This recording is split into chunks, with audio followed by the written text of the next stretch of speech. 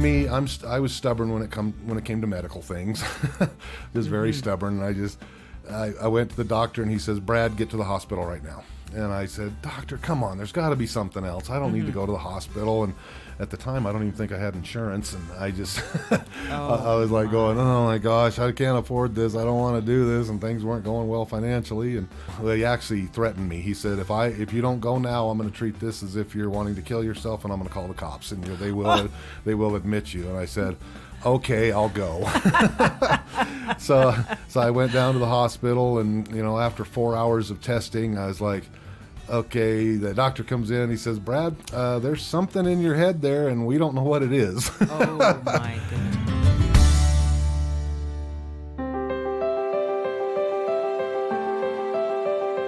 Welcome to Stories of Hope in Hard Times, the show that explores how people endure and even thrive in difficult times, all with God's help. I'm your host, Tamara K. Anderson. Join me on a journey to find inspiring stories of hope and wisdom learned in life's hardest moments.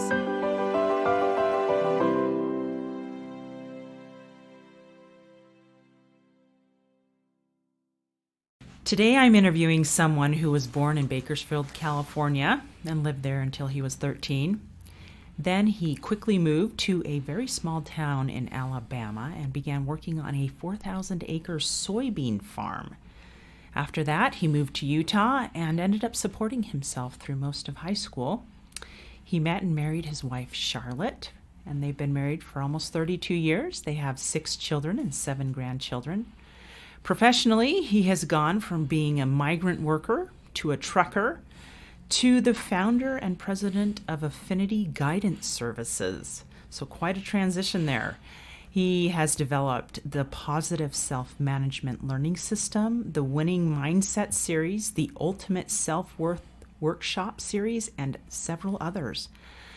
He has over 30 years of experience with assisting people in overcoming personal challenges and helping them succeed with their own personal goals.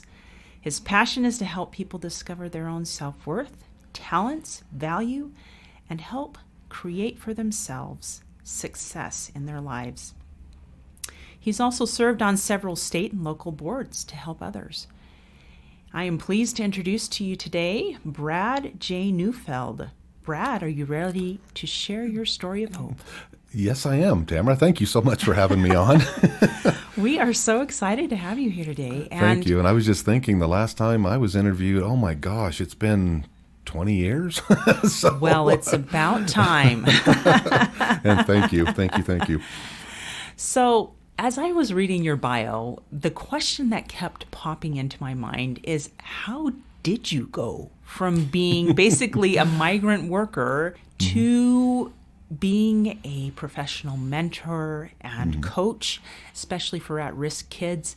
How did that happen? I mean, that's a huge leap to take. Well, obviously, I'm going to give God the credit for it. He's definitely steered me all of my life. And growing up in Bakersfield, California was kind of an interesting thing there. My dad was working down there as an accountant, and going to school down there was a challenge at the time. I always, when I think back, and I look where I live now with here in Utah, and I drive down the streets and I see kids' bicycles sitting out front and their garages open and all this stuff, and I'm like, oh my gosh, all of that would be gone if you were in California. I'd pull my bike up to the 7-Eleven and lay it down just to run in and grab a candy bar. I'd come out, the bike's gone, and there was a lot of drugs, a lot of gangs. At the time, there was only about 50,000 people there, and it was several different cultures. People were moving in and just kind of establishing their boundaries. I don't know what I'm going to call it, turf or whatever. Yeah. And I was just this happy-go-lucky kid, but you'd just be walking down the street minding your own business. Next thing you know, you're surrounded by 5 or 6 guys saying, "What did you call me?" And I'm like, "I didn't call you anything." And they beat you up and laugh while they're walking away and stuff. So I got really good at running.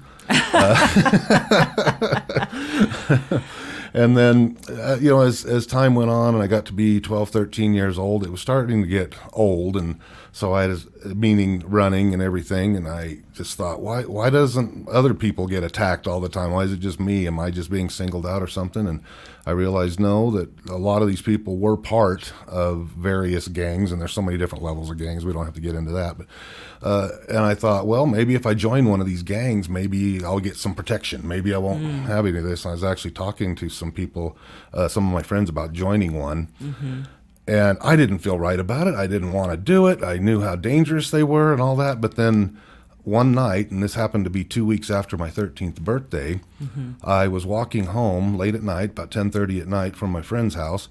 And I pull up, when I say pull up, walked up to my house, and I see this big yellow moving van parked out in front of my house. And I'm like, what in the world? What is that? And I hurried up and ran inside, and my father's just finishing up a meeting with my brothers and sisters, and I didn't catch the whole thing, but basically the gist of it was that he had said that he'd made some bad financial decisions, and that we had to move, and we had to move that night. And That night. Yeah, that night, and I still to this day don't know the whole story, but that's what we did, and we just packed up and we jumped in the cars and we left. Wow. And we went clear across the country to Alabama, where some friends of our family lived, Frank and Marlene Crabtree, who I adore.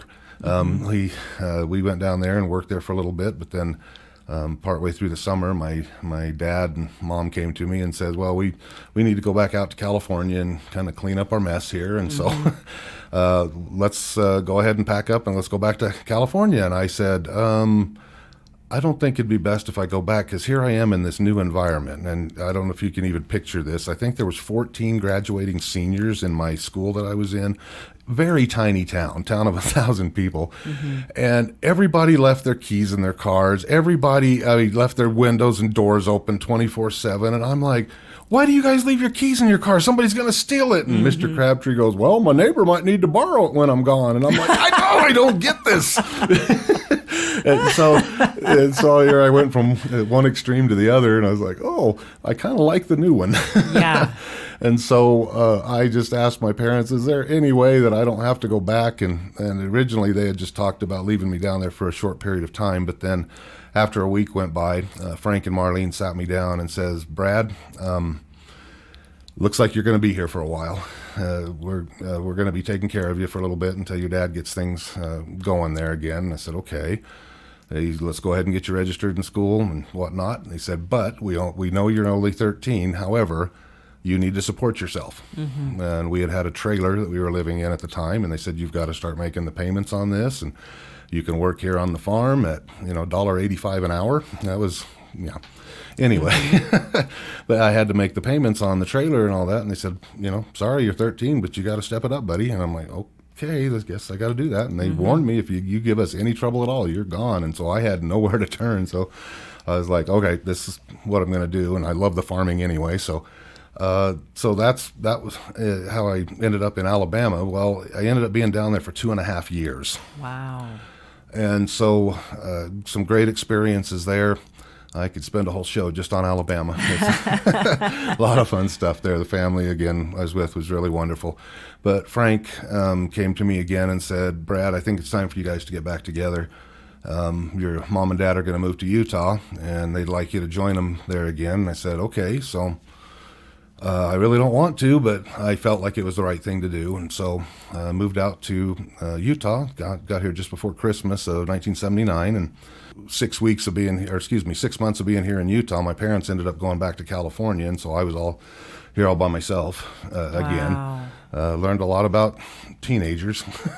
They didn't really want me as a friend. They wanted my apartment. I learned that the hard way.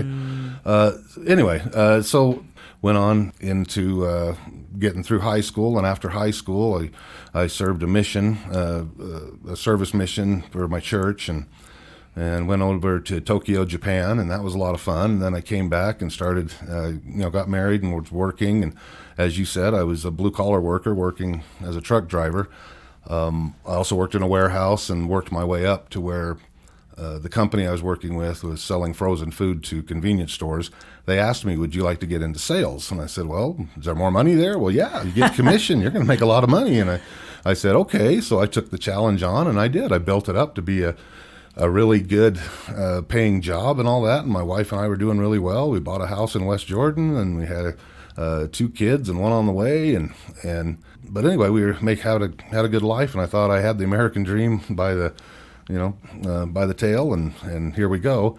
Now, you mentioned to me before that there was a point in your life where you were very discouraged and almost suicidal. Mm-hmm. Take me to that point and kind of describe it to me and tell me how God got you through that. Okay. Well, this was back when I was working at the frozen food place. I had been working there for a lot of years, and I'd worked my way up in the company, and we had over 70 salespeople, and I was number 2 at all times. There was always a guy out of Cedar City that I could never beat. But anyway, but I had built my territory to be one of the best in the company, and I was making a lot of money. Again, we had a brand new house, 2 brand new cars. My wife was able to quit her job and stay at home, and I felt like I've arrived. Mm-hmm. But then one day the boss calls me in, and this was right after we had just had our end of the year sales party, and I had just received my 3rd sales merit award for being in the top 10 in sales. And boss calls me in and says, "Brad, we need to talk." And I'm thinking, all right, I'm going to get a raise. Yeah. Oh my gosh, honey, this is going to be so great. I go in there, and guess what he did? He cut my territory in half, which again cut my money in half. And this was back in the late 80s. Actually, this was in the early 90s when this happened. Yeah, it was 1992.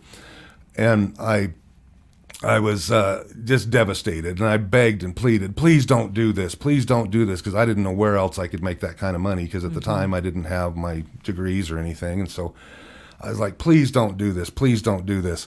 And he said, "Well, I can make you a regional manager, and that'll pay you a little bit more." And I said, "Well, I'll take it." But I was just steadily going downhill fast. That things were, I wasn't able to pay my bills, and I just had to work out payments on everything. I'd had a car repossessed, and we lost our home. And next thing I know, I'm, in my in-laws' unfinished basement, wow. looking up at the ceiling, going, "What just happened here?" Mm-hmm. How did I go in 9 months from having it all to now nothing? And I'm like, what now? Mm-hmm. And it was like I couldn't get out of bed. I would attempt new things and nothing would happen. So I went from this thing of feeling like I was in total control of everything to in control of nothing. And I went to the doctor, and the doctor says, "Brad, you're depressed." And I just went, "That can't be me. No, I'm not depressed, doctor. I'm not." And he said, "Well, Brad, you're pretty bad." And I said, "All right, what do I need to do?" And he gave me some pills. I think it was Prozac at the time. And then I go home crying to my wife, going, I have no control. I got to take a pill. I was done. But my nature was, no, I'm going to conquer this. But it was like so many roller coasters. I went to a couple of different psychiatrists, a couple of different psychologists, and nothing I was doing was working. All they would do is tweak my medications or try a new medication, and I'd feel good for a little while, and then my body would get used to that.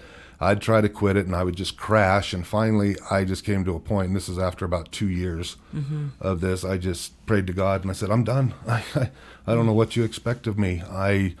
I asked for help, and this is, is the medicine the help? Is the, I don't want to do this anymore." And I'd actually made a plan to check out. I'll just put it that way. I was making a plan to take my life and be done with it. And well, anyway, I just had this little small voice come to me again saying, "Brad, give it one more shot. Give it one more shot." And so I said, okay, what am I going to do? So I had made up my mind. I'm going to study everything that I can get my hands on for 6 months. And if nothing changes, then I'm done. But if things change, then so be it. During that 6 months of studying and looking at everything I could possibly do in different avenues and things like that, I discovered some pretty cool stuff. And it just really turned my life around. And I started to see things differently. I started to see how people are. And then I realized that a lot of the depression that I was having was tied to people relations, I know I had abandonment issues at the time. I still joke around and say that anytime I hire an employee that I really like, I sit them down and I say, you do know I have abandonment issues, right? So please don't quit. Anyway, so I'll use that for fun. But I realized I had all this stuff, but I was able to overcome it and just really see, again, what people's true needs are. And anyway, I just saw these people who had these desires but just didn't know what to do with them and all this. It was just like this, my eyes of understanding were opened. And after that, I just made a commitment to start teaching these principles to other people. And guess what? They would have the same results I would. And I'm like, okay, again, thank you for letting me go through that, Father. I mean, at the time when I'm going through it, obviously I don't want to be here. Yeah, but now that I've been through a lot of these challenges, it's good to be able to look back and go, you know what? If I hadn't have gone through that, I wouldn't have this knowledge I have right now that I can help people with. And so therefore, that's there you go. That's amazing. Yeah, but that's what happened. So here I am. What a journey. So finish telling me really quick the end of that story of how you ended up becoming interested in being a counselor and how your life pivoted that way, and if this was an easy thing to pivot on or a hard thing. Well, then all of a sudden I got asked to go and volunteer at a place called the Utah Boys Ranch. Right now it's Westridge Academy, so there's a free plug there for Westridge. We work with them. And so tell us what this was. It is a residential treatment center. It's a full-time stay for kids, for troubled teens. And so they would be pulled out of their homes, and instead of going to juvenile detention or to youth prison, they would go here and actually receive treatment. And so that's what it was all about. Well, I was just asked to go out there and volunteer and play football with the boys and just talk to them in the evenings, just have something to do.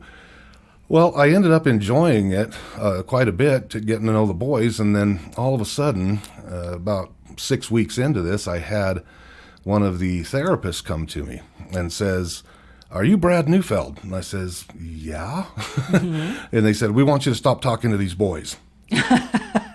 What? And I'm like, "Well, isn't that why you have me here?" And they said, "Well, you're screwing up their treatment plan." And I'm like, "What the heck is a treatment plan? I don't know." I don't know what the heck a treatment plan is. And so I didn't think much of it. But then a couple of weeks later, I had another therapist come to me and say, "Brad, you have got to stop talking to these kids." And I said, "What am I saying?" They're asking me questions and I'm answering them. They'd ask me stuff like, "What would you do in this situation?" Well, here's what I did, when I was younger. And a lot of it had to do with teenager issues. They would even come to me and say, "Well, man, when I get home here, I am 15, but I've got a friend. I'm going to run away and I'm going to go." And I said, "No, don't do that. Your family's the only thing solid you're ever going to have in this life. Friends come and go.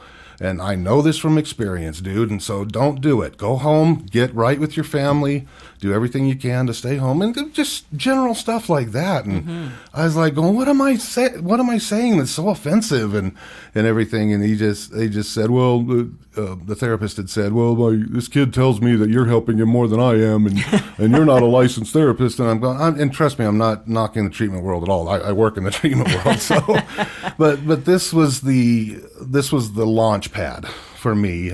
I had went home that very night and was just laying in bed going, well, maybe all this happened to me for a reason. You ask how I got into this. Sorry for the long answer, No. but it felt like I needed to give you some dialogue to help, to help you understand it. And so after I realized this is what I wanted to do, because I found so much joy in it, I decided, all right, I'm going to go back to college. And I wanted to be a therapist at the time, but then things changed. But anyway, that's how I got it started anyway. Very good. So you went back to college. You figured out this is where you want to be. Yes.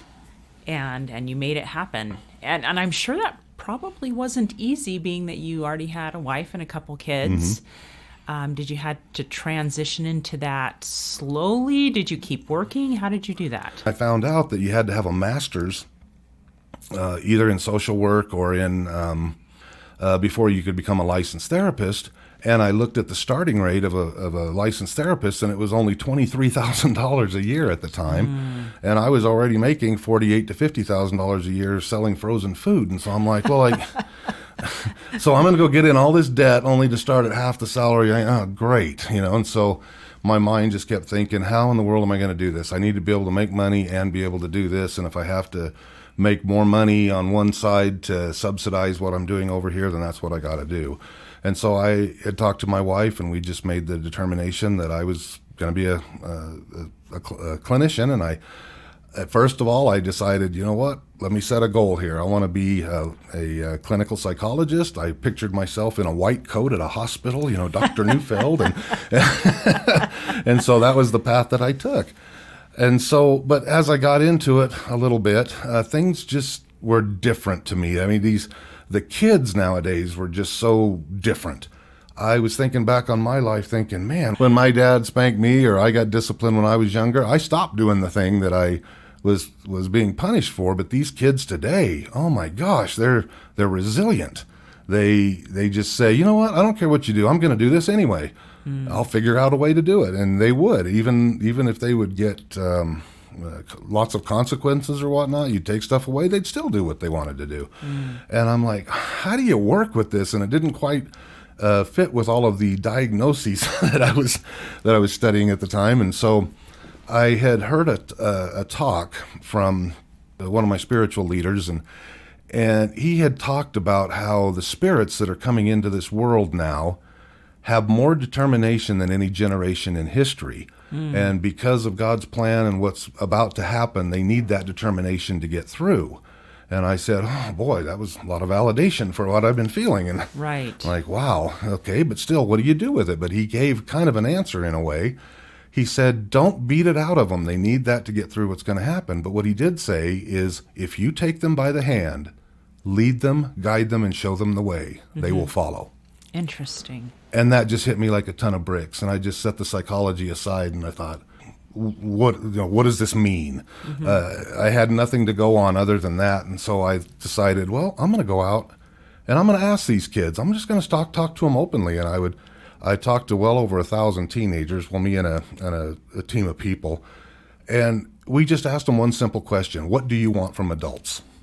And what did they say? Oh, the answers were incredible. Again, once we got through all of I just want them to leave me alone. I just want to do what I want to. I just want them to give me money and stay out of my life. After we got past all that, I said, no. This is your chance. And they were getting things like they wanted to know they were loved. They wanted to know that they wanted somebody they could look up to. They wanted somebody they could trust. They wanted to be adventurous. They wanted, believe it or not, they wanted structure and consistency. And I was like blown away by all that. They wanted validation. There were so many things, and I put this into a model that I call the 10 things that all youth really want.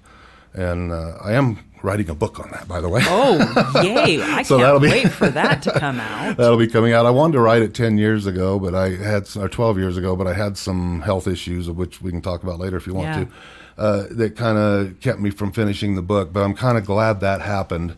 I've learned so much in the last 12 years to add to that book that needs to be in there. Now, after I had heard these things from the kids, it made me look at things in a whole different perspective. One of the boards I sat on down in St. George, Utah was Washington County CAGE, C-A-G-E, which was an acronym for Community Awareness Gang Education. While I was giving a few speeches at various high schools down there, and I mentioned the gang thing, a lady approached me afterwards and said, hey, we'd like you to sit on a task force. We're kind of concerned that all these gang members are moving into the St. George area and kind of setting up their territories and all this stuff, and we don't know what to do. The police department doesn't know what to do. We're this small, quiet community. What's going on? We think you could help us. Well, they kept asking me the question, why do you want to join a gang? What's the attraction? What's the pull? It's obviously dangerous. It's obviously all these bad things that could happen. Why do they want to join? And I was literally racking my brain going, what in the world why did I want to join? For protection. That was it. That was all that kept coming to me. Well, I had already had this model put together of the 10 things that all youth want, and it was sitting beside my computer. And I happened to look over late one night and looked at it, and I went, oh my gosh, all 10 of those things are in a gang setting. All 10 of them. Really? So All they 10 of can them. either get it in the home environment or they can get it from the gang environment. So when you hear the fact that we're fighting for the hearts and minds of our kids, we truly are. But again, I'm a parent. I have 6 kids. I've gone through very similar things that all the other parents. You know, what do they say? A prophet in his own country is not respected. I mean, that's just the way it is. You're just dad to your kids, right? Right. So many people say, "Oh, your kids are so lucky they have you." Well, guess what? I've had to send my kids to counselors. You know? They don't want to listen to me either, but it's so funny how they come back to me later. Well, the counselor's just saying the same things you are. But well, if I had to spend the money for you to figure that out, then so be it. We're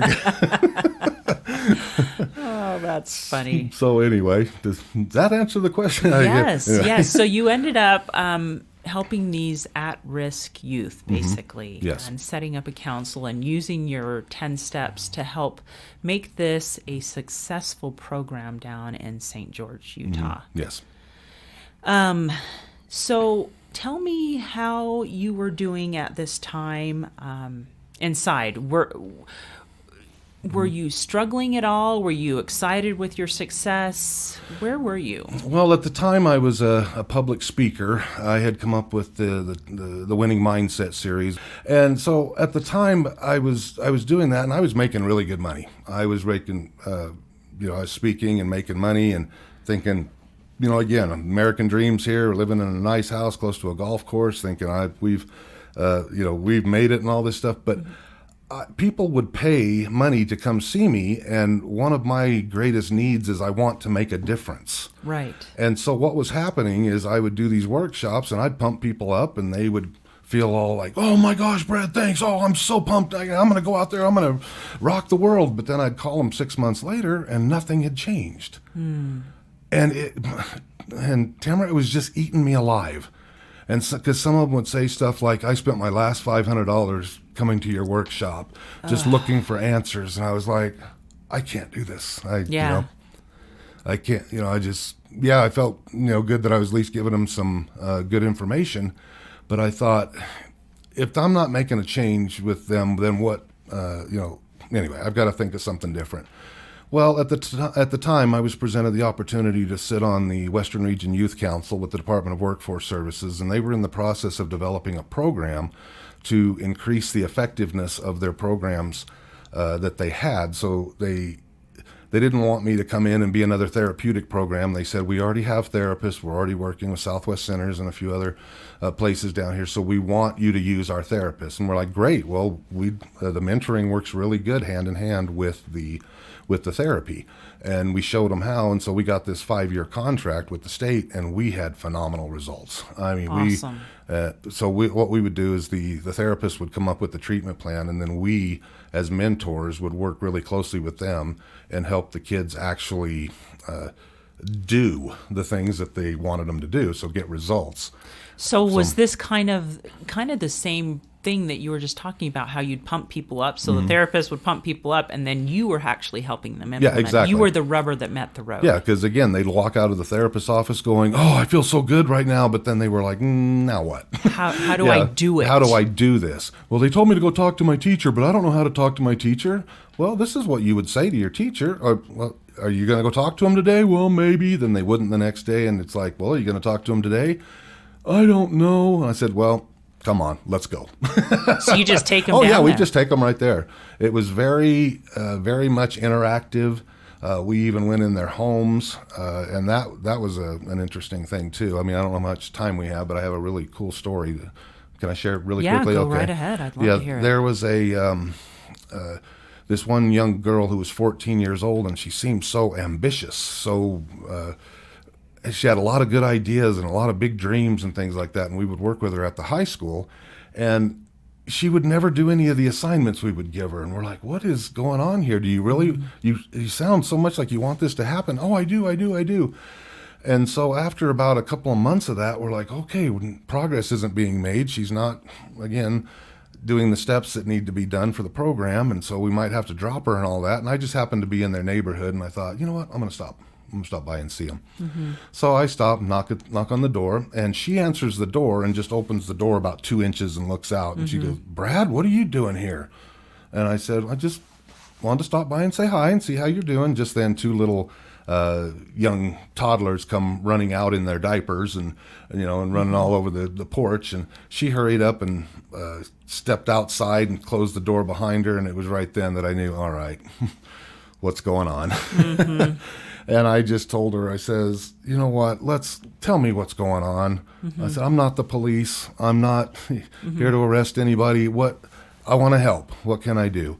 Well, then her mother comes to the door at that very time and starts talking to me, and I could tell she was intoxicated. She was wasted. And I said, hey, ma'am, can I come in for a minute? Oh, I don't know. And so I kind of said, well, come, let's talk for a minute, okay? Mm-hmm. I go in there, and there's two full-grown men just passed out on the couches, and I could tell they were doing stuff they shouldn't have been doing. Right. And I was just going, no wonder. Mm-hmm. And on my way home after I left there, I had talked to the mom. I said, do you want things to change in your life? And she was crying. She says, yes. I said, well, can we meet tomorrow? Go ahead and sober up. Let's talk tomorrow, kind of a thing. And anyway, I talked to the girl, and we made a plan to get the mom into treatment and get her, the help that she needed, and get her. She had really bad self-confidence issues. Obviously, she was just taking in whoever she could to. So she wasn't feeling lonely or whatever, but it turned out to be a really awesome, positive experience.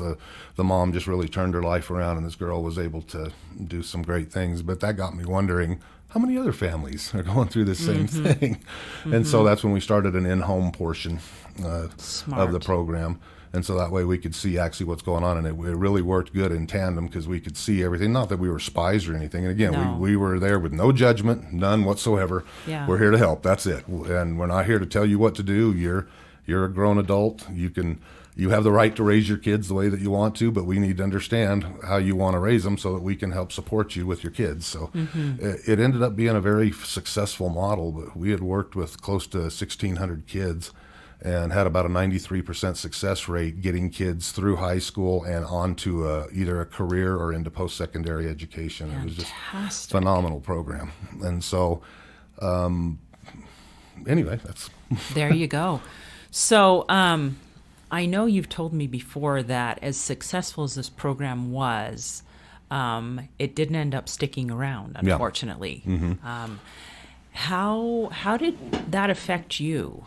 Oh, it affected me pretty hard because things were going really well, and it just felt like this is it, because I had been working so many years to build this vision that I had of genuinely helping people and making the difference is which is at my core value, and it just felt like it was just ripped out from under me, and I was just like, okay, now what? Right. Next thing I know, we're moving up from Hurricane, St. George area, up to the Tooele area to start something else. And I'm like, now what? Well, we had ran into a gentleman who owned some property and had some money, and we were going to start an inpatient facility ourselves so that I could still stay in the youth business. But then after working on that for a year and getting all the engineering done and getting the place ready to break ground, the owner of the property has a heart attack, goes into the hospital, and we didn't think he was going to live. But 8 weeks later, he comes home and he says, Brad, I just don't have the energy to finish this off. I'm sorry. I don't know what to do. What can I help you make the transition here? And I'm like, oh boy. So you've kind of hit rock bottom again. Yep. And this was in 2005, and after the contract had ended, and I'm like, now what? Well, it just kept resonating in my mind. We had discovered some really effective techniques, and I just can't let this go. There's got to be a way to recreate this, but the downside was we didn't have the funding to do it. And so that's when Affinity Guidance Services was born. But anyway, we were able to recreate the majority of the program, but still the funding was always a challenge, but we've been able to figure out ways here and there to keep it going. And so that's what happened. So yeah, rock bottom, not knowing where I'm going to turn. And I was thinking, I don't know anything else to do. Through God's help, I was able to get that, get it cranked up and get it going again. Brad, so you've worked a lot with teens that are at risk. You know what they want because you did that survey. Yes. For parents out there that have teens who are struggling, what little bits of advice would you give? Yes, as a parent, you want two things for your kids, and I find this consistent no matter what culture I'm working with, no matter what level of parents I'm working with. They want two things for their kids. They want them to be safe, and they want them to be happy. And in many cases, they want more for them than what they had. And so a parent's drive is to provide that. And it, again, common, I'm a parent, I've been through this. I think I know better for your life than you do. And the moment you can go, you know what, maybe they know better for their life, especially when they start to mature and stuff like that. No, they're not going to have the habits and skills and things that you've learned, but you also have to understand is they don't have the experience either. And so they need to get the experience. If they say, I want to be a doctor, let them support them in being a doctor. Guess what?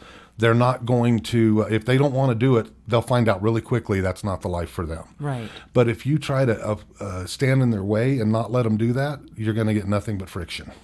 Does that make sense? Because like I'll be working with a kid and the parent will say to me, oh, my kid just wants to be a rap artist. That's all he thinks about. He wants to be a rapper. Let him be a rapper. No, I don't want him to be a rapper. Trust me, he'll figure it out. And so I'll go in there, and as I'm coaching the kid, I'll say, let me show you what it takes to be a rapper. I know exactly what you got to do. Here's how much you got to practice. Here's how much you got to get out there and do free. You're going to have to work for free for 2 or 3 years, getting your message out there, getting recordings done, all this stuff. You're probably going to have to work a part-time job and earn money so you can burn that CD and all this stuff. And it's amazing. 2 weeks, 2 months, whatever it is, whatever time it takes, after they go through that, they go, I don't want to do that. And then they'll come back and say, you know what? I'm really interested in science. I think I want to be a whatever. And the parents just go, what just happened here? But see, get rid of the fight. That's the big thing there. Ask them what they want. Now, yes, you're going to run across things. Well, I want to grow marijuana on the moon. You ask me why. I've heard it all, guys. I've heard it all. There's nothing that would surprise me. So that's the biggest thing, Tamara. Number one is work on your rapport with them. Just get to know them. Stop, take a step back. Stop trying to force them to do specific things and just get to know them. Even if they're behind in their schooling and stuff, that's very important that you just don't worry about that for right now. Just reestablish that rapport. Find out what they want. And help them with it. And help them with that. Okay. Again, if anybody needs advice on that, you can get a hold of me free, and I can tell you the experiences and stuff I've had. I'll give you some information later. So building a rapport with your kids is a really important thing to do in helping them pursue their dreams. And what if you're still struggling with your teen? What is the most important thing to do then? Number one, ask for help. That's the biggest thing. Again, a lot of times we think that, this is what we find out after the fact, of course. Parents, their kids, they look at it that their kids are a reflection of them. And I understand that. And so they think, well, I don't want anybody knowing what's going on in my household. I don't want anybody in my business and all that stuff. Again, totally human trait. That's perfectly fine. But in these cases, you're dealing with something. You're dealing with God's most complex creatures, and they have free will. So it's not something. It's okay to ask for advice because you're dealing with, I'll just call it an entity that has passions, desires. They want something, and these things that they want are probably different than what you want for them. But that's the biggest thing. But ask for help. If your child needs to go to a hospital or something like that, it's okay. Don't worry about what other people are thinking and all that. And there's nothing wrong with asking for that help. And here's the thing about this too. I mentioned earlier in the interview, I've had to send my kids to counselors. That statement that I made about a prophet being unpopular in his own country is true. There's a magic to that third party. And even though everything that we teach at our program is the exact same thing that you're teaching, they need to hear that from a third party. Because right now, all they're hearing it from is you're the enemy, because my friends are saying something different. But if they hear it enough times from different people, then all of a sudden it's, this is it. Starts to click. Very good. So that's the biggest thing. And also, last thing here, as far as parenting skills and things like that, I gave up a long time ago looking for specific techniques that work. Why that is because every kid is different. It's okay to have a structure in your home. As a matter of fact, the parenting model that we teach, we call it parenting with flexible consistency. Yeah, that'll keep you up at night. But it's that way for a reason. There is a way that you can have a set structure, but yet have the flexibility within to deal with the different personalities. And so establish that and be consistent. Consistency is the key. Do what you say you're going to do. There's too many parents out there. I like to use this for an example. My wife used to say this all the time, when she'd get really mad. I'm going to rip your leg off and I'm going to beat you with it. I'm like, honey, stop saying that. Because there's no way you're going to follow through on that. But you have to follow through on what you say. So therefore, take the time to decide what the consequence is going to be prior to talking to your kid about it. You have to follow through on what you say. If you don't, that's where you lose trust with your kids. They know you're not going to follow through, so why even bother? But if they know you're serious, then consistency is the key. Very good. That's wonderful. Well, let's take a short break, and when we come back, will you tell us a little bit more about some of those health challenges and absolutely. what you learned from those? Absolutely. How many of you out there feel like your life is chaotic, crazy, and completely awful compared to the norm? What if I were to tell you that you are normal for you? I am so excited to announce that my book, Normal for Me by Tamara K. Anderson, will be released April of 2019 to celebrate Autism Awareness Month. This book took me 10 years to write, and I share 20 years worth of lessons learned in my life detours, including being in a car accident and having 2 of my children diagnosed on the autism spectrum. In this book, I share the secrets of how I made it from despair to peace with God's help. I invite you to check out my website, TamaraKAnderson.com, and sign up for my twice-a-month newsletter. Doing this was going to give you the inside scoop on how you can get a free electronic copy of my book during the month of April. So sign up today and hope on. And we're back. This is Tamara K. Anderson interviewing Brad J. Neufeld, and we were going to talk a little bit about some of the health challenges that you have struggled with and what those have taught you. Yeah. So why don't you jump right in and tell us about that? Well, it was kind of an interesting thing at the time when my health issues started to hit. I really have lived a very healthy life. I never get sick. I always had a lot of drive to do things and to accomplish things. And then I'm trying to think of what year it was. It was back in about 2008.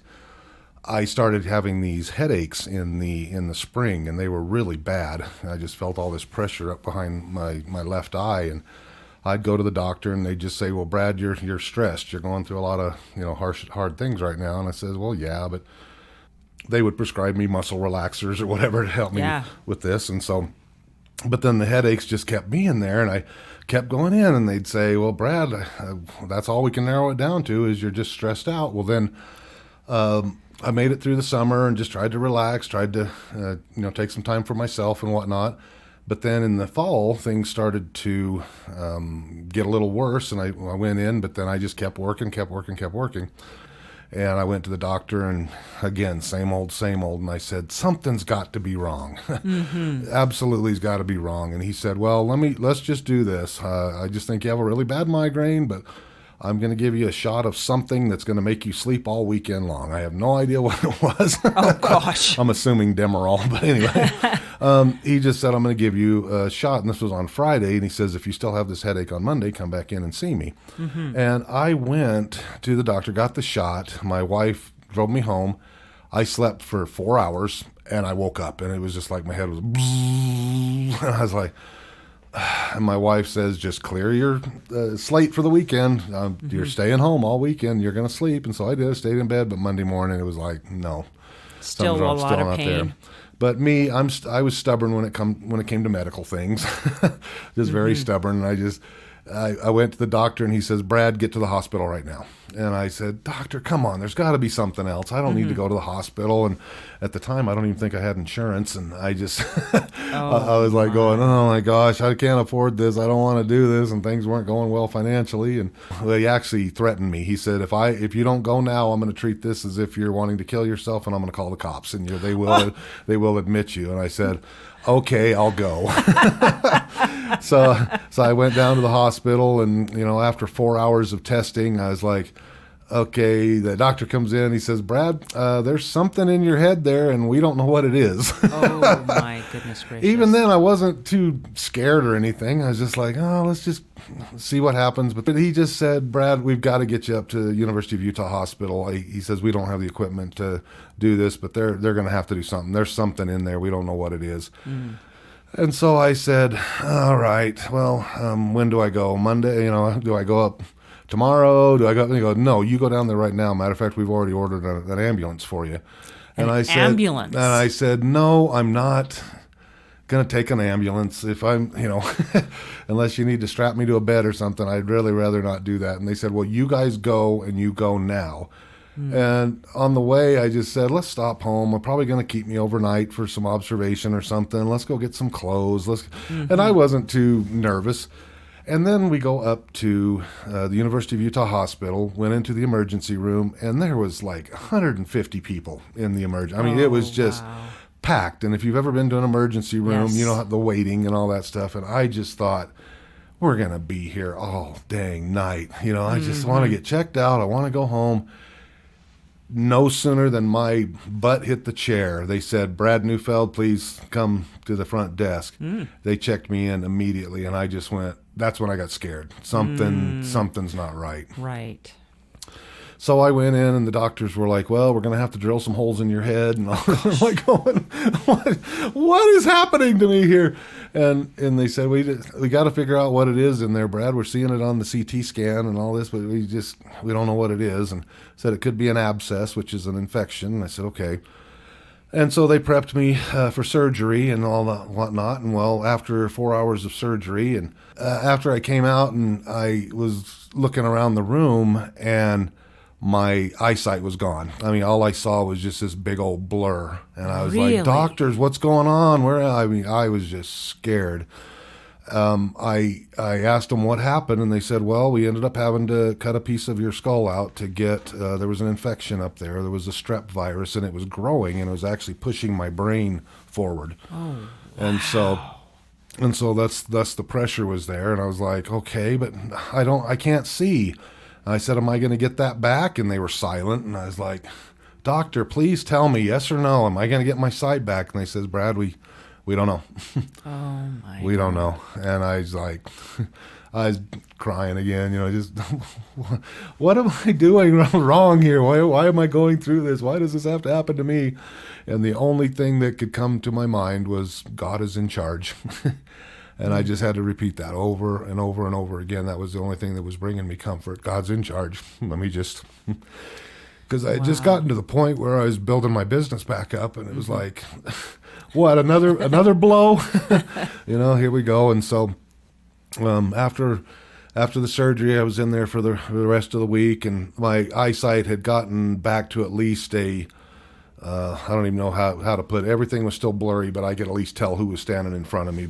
Well, if I knew the person, I would know who it was. Right. And so they sent me home from the hospital, and then I had to get injections twice a day. I had to go into the hospital twice a day to get these injections of antibiotics, because the infection was all over the place. It was all The up in strep infection? strep. It was everywhere in my body. Oh. Well, after being home for about 2 weeks, all of a sudden I got this really, really bad headache, and the back of my neck got really tense, and I just started throwing up, and I was like, I was in so much pain. We ended up having to call the EMTs in, and they did take me by ambulance back to my hospital there in Tooele. And I get there, and they're just trying to get me out of pain, and I remember feeling the pain so bad that I was asking them to kill me, because I was done. Nothing would knock me out. Nothing. I mean, it was so intense. And I guess they finally gave me some morphine, and they're like, are you in pain still? Yes, but I don't care. so, so the beauty of modern medicine. So, but they rushed me by ambulance back up to the University of Utah, and come to find out I developed spinal meningitis because the infection had broke loose in my brain and went down into my spine, and that was so painful. I couldn't move my head at all. If I did, it just, and again, no painkillers would help at all. It was just, I just had to sit there with my head in one spot. If I moved to the left even just a quarter of an inch, it just put this shock down there. But anyway, after being in there and having 5 IVs running in me 24/7 and all these liquids pumping through me, every day there was progress. I was able to move my head right and left without pain, and then, but not forward and backward. And then the next day I was a little bit better, and the next day was a little bit better, and then finally it all went down into my lower back. And after 7 days of that, I was able to get off all of the medications and everything. But that's when they told me all the dangerous stuff that could have happened and should have happened. And they said, Brad, you shouldn't be here. I just went, well, thanks. So let me ask you, when you lost your sight and all of that to me seems like it would have been pretty discouraging. And also spinal meningitis, so much pain. How were you able to get through those tough times? Were there lessons you learned about God and your relationship with Him? What? Absolutely. Little things, little promptings. I would learn to ask different questions. Tell me about to that. God. I would still hang on to my mantra. God is in charge. But I would ask God, what can I do right now to alleviate this pain that I'm having? And I would literally get little promptings. Shift your left hip. Really? And I'd shift my left hip and I'd feel a release, and I'd be like, oh my gosh. Wow. And then that would be good for a couple of hours, and then it would start to be painful again, and I'd start moving around. I'm going, Brad, it worked once, try it again. Father in heaven, what can I do right now to relieve this pain? Is there anything I can do? And there was a couple of times it said, nope, you're just going to have to endure, but I'll help you through it. And I would feel that, just those warm arms around me that, nope, everything's going to be okay. But it was amazing, just little things like that. And it just told me God will help us with anything, no matter how ridiculously small it is, if we'll just humble ourselves and ask, Wow, that is powerful. And that was just, anyway, just what a... The other thing, too, was my business had been going, just taking off. This was, like I told you, I just got it started in 2006, and I didn't have any money to start the business with, so I just started off doing individual sessions and whatnot. When the time came for me to, really launch the business and looking at hiring some other people, that's when I went in with my head surgery, and I just realized I can't do anything now. And so I said, Father, I don't know how I'm going to provide for my family. I can't see. I don't know where else to go here. And I just got this warm feeling of, Brad, I'm right here. I'm right here. Everything's going to be okay. And it was so intense, Tamara, to see that more actually got done for my business through other people, obviously, with me laying there on my back. Wow. Than me working my tail off all day, and so... Again, just a lot of little things. People would call me up, Brad, what can I do to support you? What do you need? Do you still have clients? Yes. Can I go see them? Can I talk to them? What can I do? And I was just like, other therapists I was working with, and I'm just like, has this happened? And they would give me encouragement. Brad, when things get better, we're right here for you. We're going to help you launch this thing. And I was just like, take a deep breath, Brad. Everything's going to be okay. It's in His time, not mine. So. Wow. Anyway. So you really felt that God blessed you not only with the comfort through Him, but through other people as well. Absolutely. Earthly angels. Absolutely. And that's another big thing that I heard, that I learned too through this whole process, because I would always pray to God, give me money, give me money, give me money. And I'd be like, no, ask for the things that you need. And I would ask for the things that I need. And then God works through other people. There was one time when my wife and I, again, things weren't going really well. It was just before Christmas when we were down in Hurricane, and I knew I had some money coming in about 3 weeks from a loan that I had closed just randomly, but we had nothing. We had no gas in the car, no food in the pantry, and I just thought, what in the world? And I just had a prompting come to me. tell God what you need. And I said, Father, I need enough money to get me through the next 3 weeks until I get this other money. And I asked my wife to make a list. How much money do we need? And she said, I think with $100, I think we can get through this. And 5 minutes later, we get a knock on our door. And it happened to be, my wife's best friend. And she said, I had a prompting. I'm supposed to bring this to you. My husband had just got a raise, and she says, don't you dare turn it down. You take it, and we're leaving. And she opens the envelope, and it was $100. Wow. Yeah. What a sweet story. So you learned the power of praying specifically for your needs. Money's needs. so general. God doesn't care about money. He doesn't need that. It's about the things that we need for our well-being. So yeah. Oh, what a sweet, sweet story. There is something to the power of prayer. I've seen it in my life, and learning to ask the right questions you mentioned before, and specifics are important as well. Yeah. And I've seen that power in my life, especially with my kiddos on the autism spectrum. There were nights that I remember one night in particular where our son Nathan he was awake at 2 a.m. and would not go back to sleep, and was inconsolably screaming, and nothing we could do would make him stop. And my husband and I tag teamed it in and out of that bedroom for the next several hours. And I remember finally, you deal with something like that for several hours and you're just worn out. You didn't get much sleep, but just listening to the screaming for that long was just so hard. And I finally just told God, I said, I don't know what else to pray for. Yeah. I prayed for everything I can think of, and I don't know what to pray for. And all of a sudden the thought came, pray for angels. There you go. And so I began, like, who do I know that's dead? That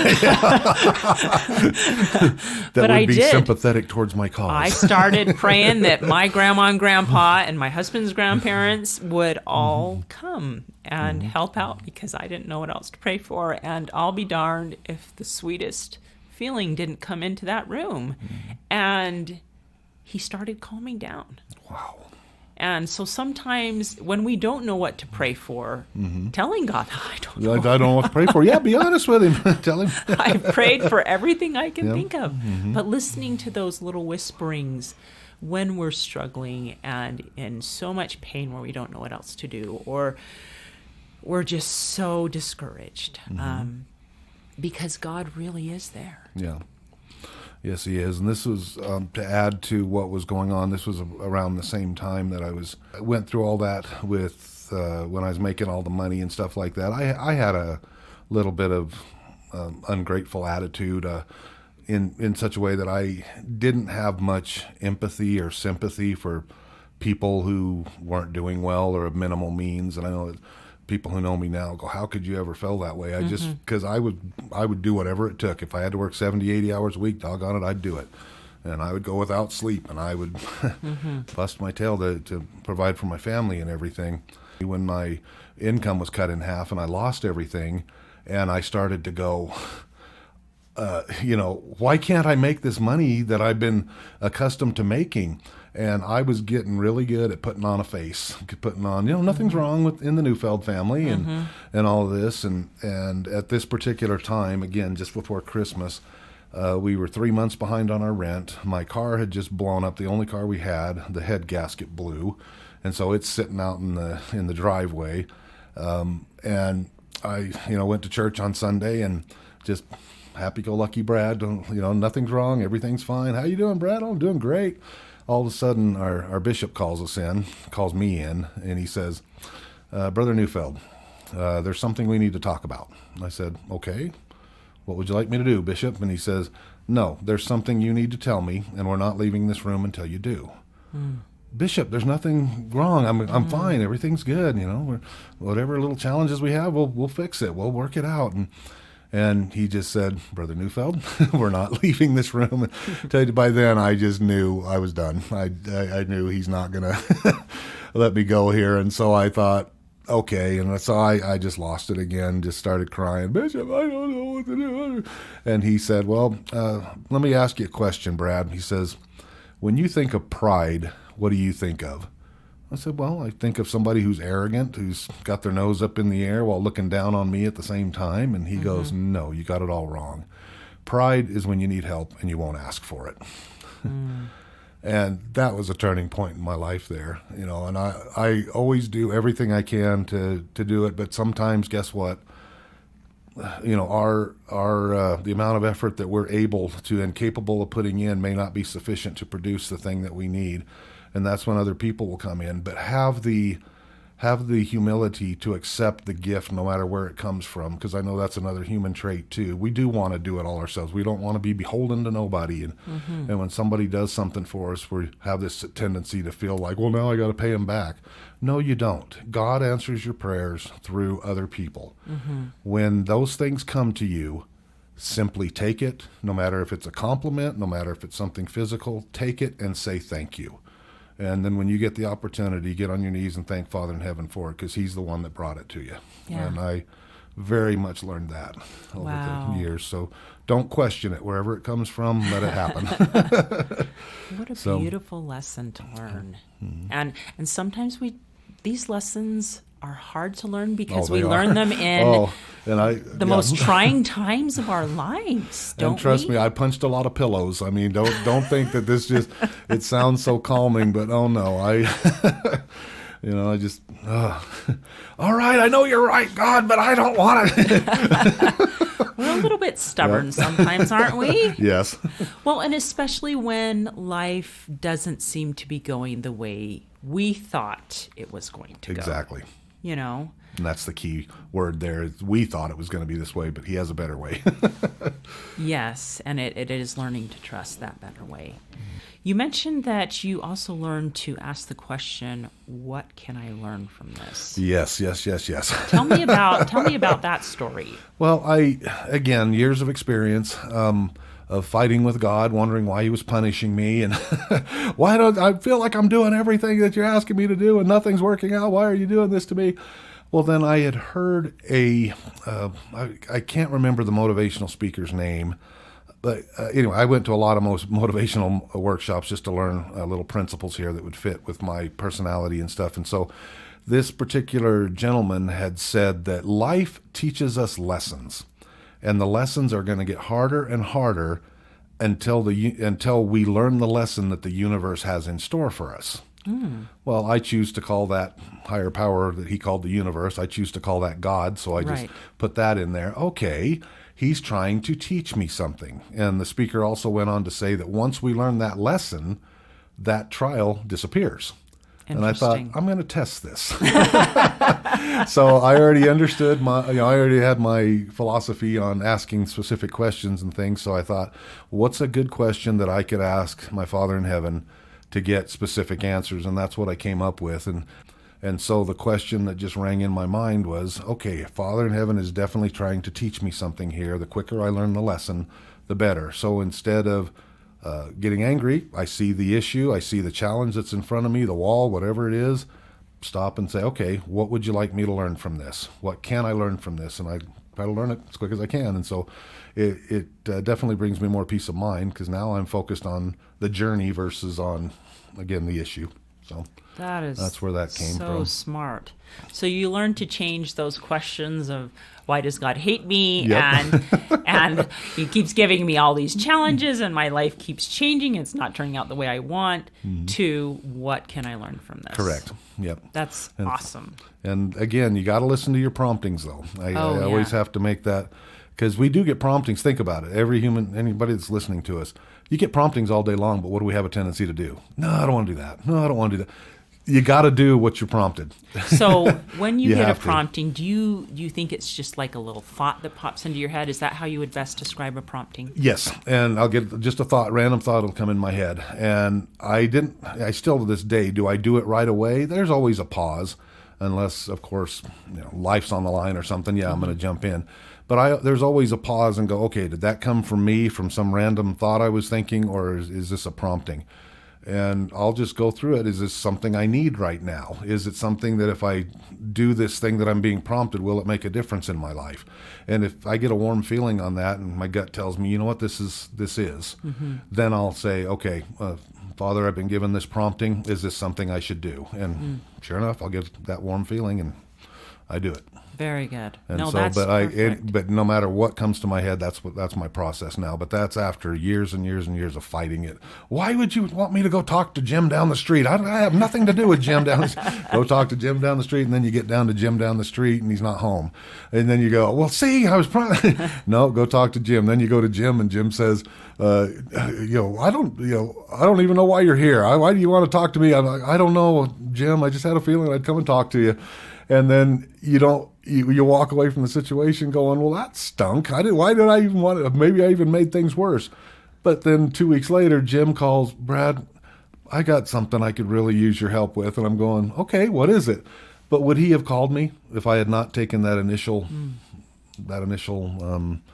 prompting to go down and make that connection? No, he wouldn't have. Yeah. So.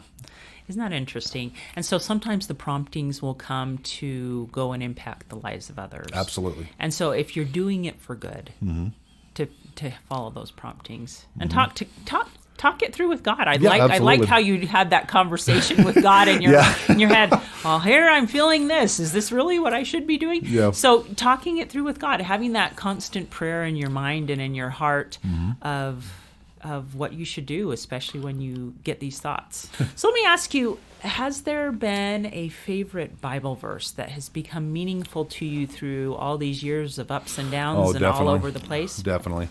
Well, definitely in Psalms, the book of Psalms in the Old Testament, chapter 46, I believe it's verse 10, where he talks about, be still and know that I am God.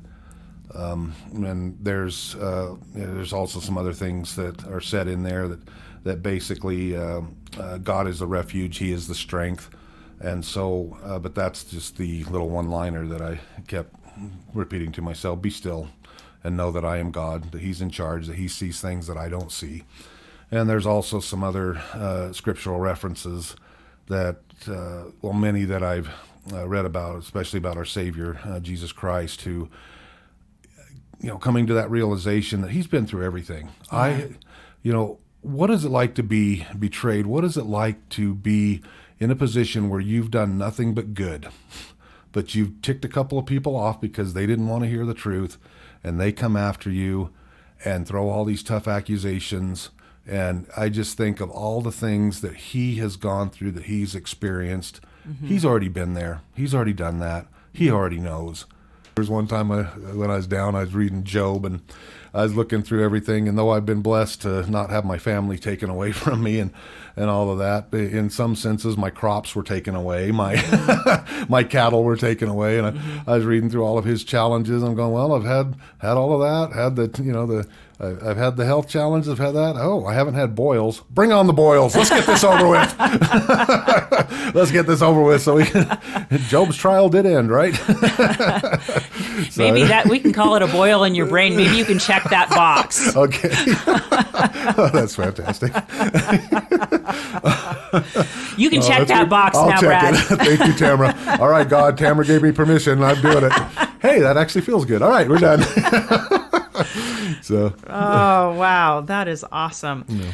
So are there any websites or books or music resources you could recommend to somebody who is going through an extremely hard time right now, things that have helped you in the past? Obviously, the Bible sounds like it's been a good resource. There's been a lot of books. I was thinking about some specific ones. I know one that had a big impact on me was one of Dr. Wayne Dyer's books, You'll See It When You Believe It. Ooh. Yeah, and it's a lot of times, well, what does our earthly experience tell us? I'll believe it when I see it. That's not how God works. No. You have to believe it first. And again, if you pray about it, if you feel like this is supposed to be, it'll happen. I go back to Thomas Edison and the light bulb. That was just an idea. That was just a feeling he had. It had never been created before. How do you create something from nothing? You just got to trust it and test and test and test until you finally come to the realization that it can. And the closer you get to it, that's when your self-confidence starts to build too. You start to see that, oh, there is an end. There is a possibility there. But if you never start that journey, you're never going to feel that. But that was definitely one of the books. The other thing, this is what came to me, Tamara. I think the advice I would like to give everybody out there, of course, pray about what you should read, because there's so many different opinions out there. And some of it, it's so easy to just read something and go, well, that sounds good. Let me go try that. Well, it could be devastating and actually take you backwards. And I'll just share what one of my professors shared with me one time, because when I was going through and practicing doing sessions with people, he happened to overhear what I was saying. And he says, Brad, can I give you some constructive criticism? I said, yes, please. I'd like to know, because I'd like to correct whatever I have here. He said, you actually contradicted what you said to that person. You told them to do one thing at the beginning, and then at the end of your session, you told them to do something different. And I went, okay, I wonder how that happened. He goes, I can tell you exactly how it happens. You probably read everything you get your hands on, right? I says, yes. And he goes, you probably think, all right, let me just throw this information out there, right? And I says, yes, that's basically what I did. And he goes, no, you need to establish your own belief system first. Who are you? What does the real you want? What do you believe in? Where are your lines that you will not cross? Where are your ones that are still a little gray where you're learning? Take some time, even if it takes hours, to define all of that. Then find things to support your belief system and expand on that to find the validation for the belief system. And so that's where I kind of steer people. It's not just we're just in this society where bigger, better, faster, quicker. This is the other thing too. I spent the first 8 years of my 30-year career looking for that quick fix. I was studying every clinical model under the sun. I was looking for, even overseas in different cultures, there's got to be a way that I can have a session with somebody, 2 at the most, and their whole life change. And all I learned, Tamara, in 8 years of doing that was, we don't learn that way. No, we don't, do we? Human beings are line upon line, precept upon precept. That's God's way. Take the time, be patient, learn it, and make it part of your life. Wow. That is amazing. And it's true.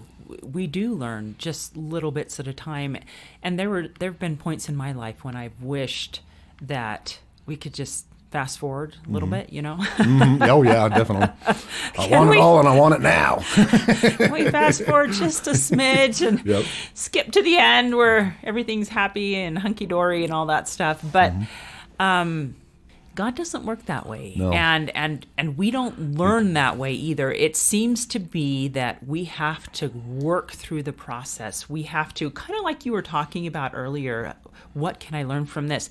You have to learn the lesson. Absolutely. And that doesn't come overnight. It doesn't come with 2 sessions of counseling. It usually takes months and years. So let's wrap this up. If people have really resonated with this or feel like they do want to contact you, how do they get a hold of you? Oh, you bet. I have my own coaching website, which is my name, bradjneufeld.com, so www.bradjneufeld.com.